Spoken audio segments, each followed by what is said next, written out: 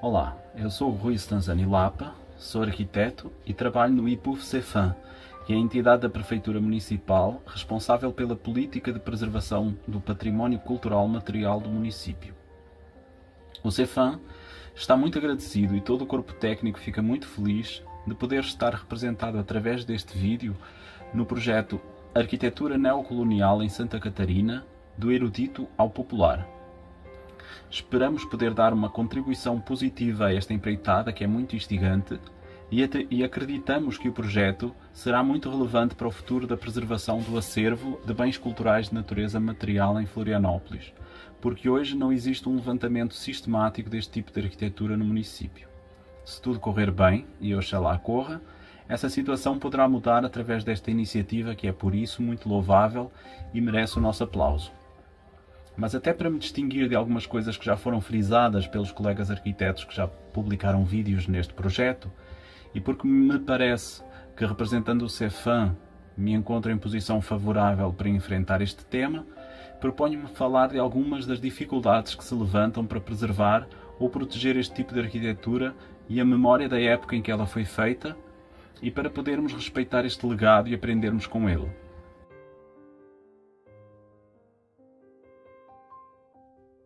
Eu dividi em 4 as dificuldades que se encontram na hora de procurar preservar este tipo de arquitetura. A primeira delas é o desconhecimento. Depois, a arquitetura neocolonial, o facto dela ser, em Florianópolis pelo menos, tendencialmente uma arquitetura não erudita e, por isso, muitas vezes mesclada com outros tipos de arquitetura. Em terceiro lugar, o facto dela ser maioritariamente residencial também prejudica a sua preservação, e já vamos ver como e porquê. E finalmente, o facto de ser uma arquitetura de baixa densidade, mas localizada em regiões hoje muito valorizadas e com alto potencial construtivo, o que as faz tendentes à verticalização. Então, quanto ao primeiro dos temas, o desconhecimento. Ele é adversário da preservação, porque a preservação nesta área do património envolve a valorização dos objetos, e essa valorização positiva ou mesmo negativa, ela alimenta-se do conhecimento. O conhecimento é o que permite que se criem vínculos afetivos com qualquer coisa, inclusive com os objetos que constituem o nosso património cultural material. É certo que se pode valorizar o desconhecido, mas apenas no sentido filosófico e abstrato do termo, não um objeto concreto que seja desconhecido. E assim como muitas vezes se desconhece um objeto porque ele não está visível, também o que se desconhece, mesmo que esteja visível, às vezes não é visto efetivamente. Ele faz-se invisível aos nossos olhos porque o desconhecemos. Esse, por enquanto, ainda é, em grande medida, o caso do neocolonial em Florianópolis. O problema do desconhecimento e da consequente invisibilidade da arquitetura neocolonial é que ela faz parte do nosso passado. E como todos os objetos fabricados que chegam ao presente, vindos do nosso passado, eles suportam informações importantes sobre nós mesmos, sobre os nossos comportamentos, as nossas aspirações, e são experiências que não devem ser esquecidas, sob pena de podermos ser obrigados a repeti-las no futuro. É por isso que este projeto, que promove o conhecimento desta matéria, é tão importante para superar as dificuldades que são sentidas na preservação do neocolonial no nosso município.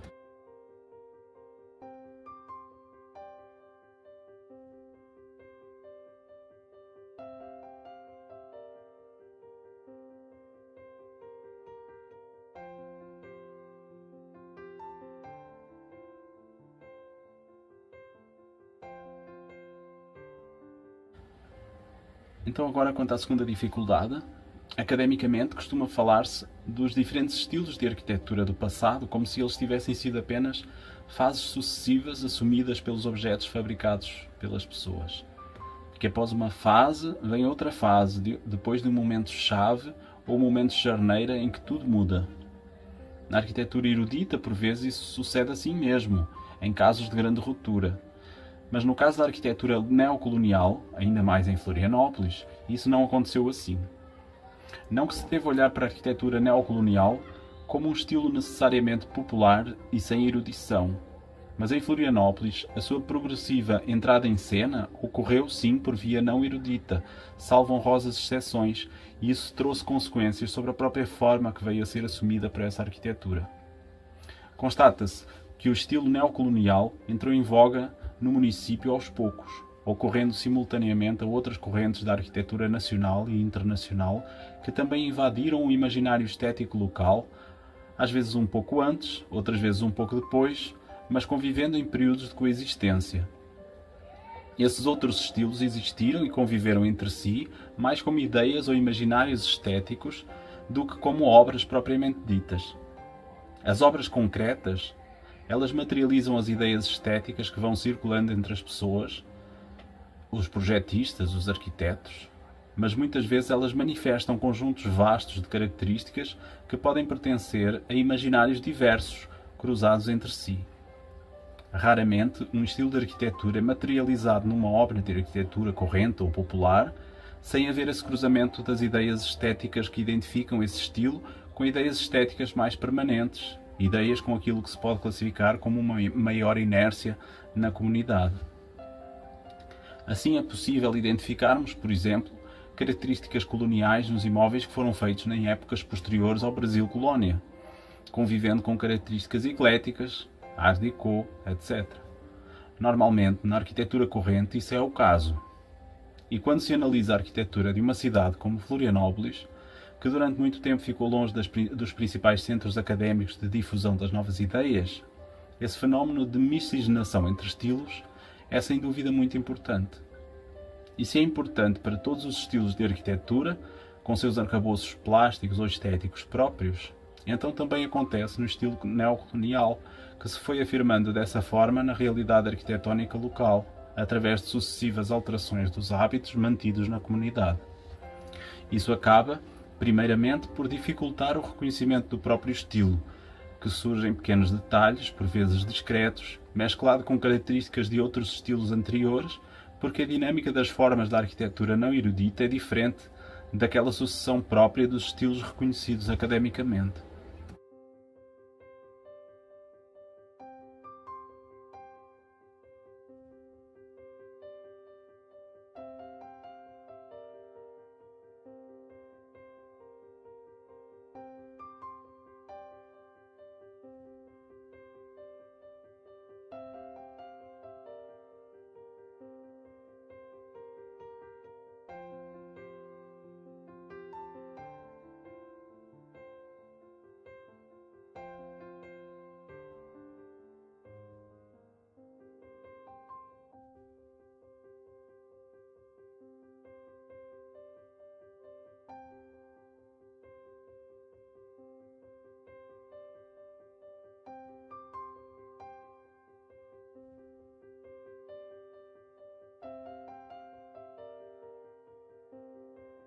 Outra característica da arquitetura neocolonial que causa alguma dificuldade à sua preservação é o facto de muitas vezes ela ser uma arquitetura residencial e, mais especificamente, residencial unifamiliar.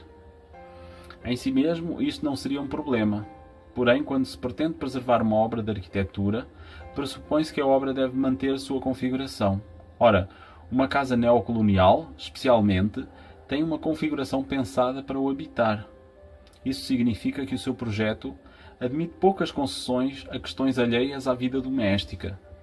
A divisão dos espaços, o seu dimensionamento e a infraestruturação são desenvolvidos para as atividades típicas das residências, como comer em família, dormir, preparar comida em pequenas quantidades ou fazer a higiene pessoal.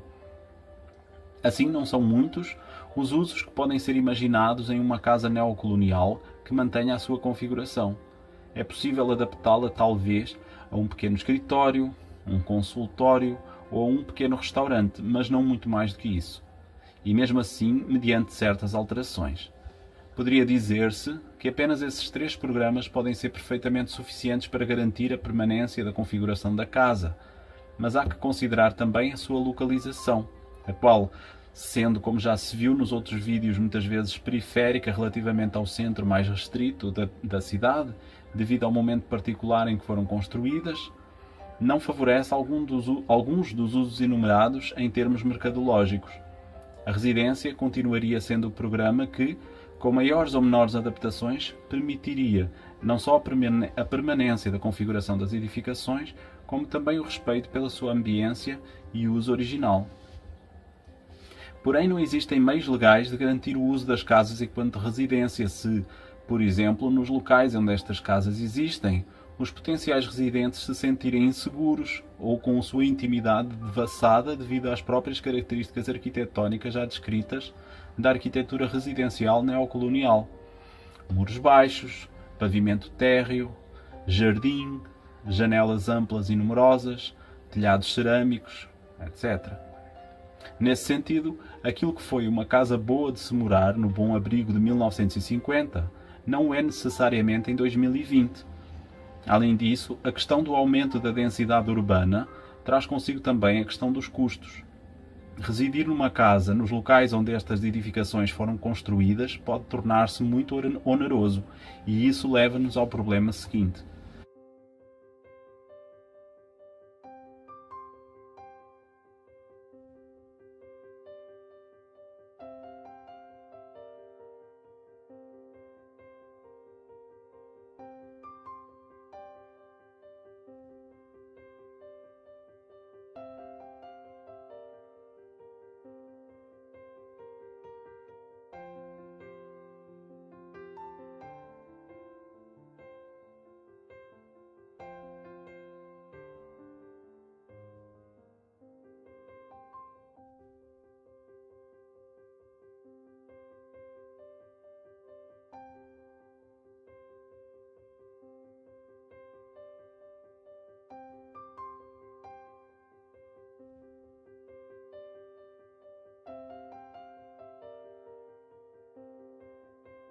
As residências térreas, todas elas e não apenas as neocoloniais, localizadas não no centro mais restrito, mas no centro mais alargado da cidade, são objetos de intensa procura por parte de empreendedores que precisam de áreas urbanas bem localizadas para promover a criação artificial de solo através da verticalização. De fato, onde reside uma única família, os empreendedores propõem, no fundo, a criação de um número muito maior de lares sobrepostos, ou seja, de apartamentos em condomínios verticais, que distribuem por um número muito maior de famílias os custos do território urbano hipervalorizado.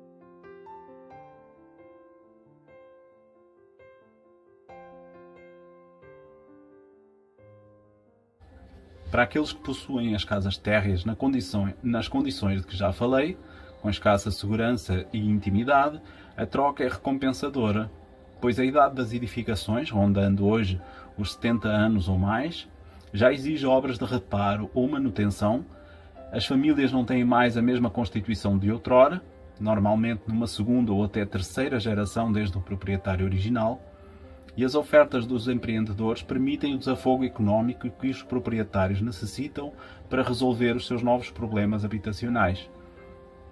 Assim, dá-se a troca e consuma-se a substituição da casa por um outro bloco de apartamentos ao contento de ambas as partes, com o sacrifício das memórias familiares gravadas em fotos antigas no espólio das famílias, mas também e sobretudo de uma memória coletiva que apenas hoje se começa a valorizar.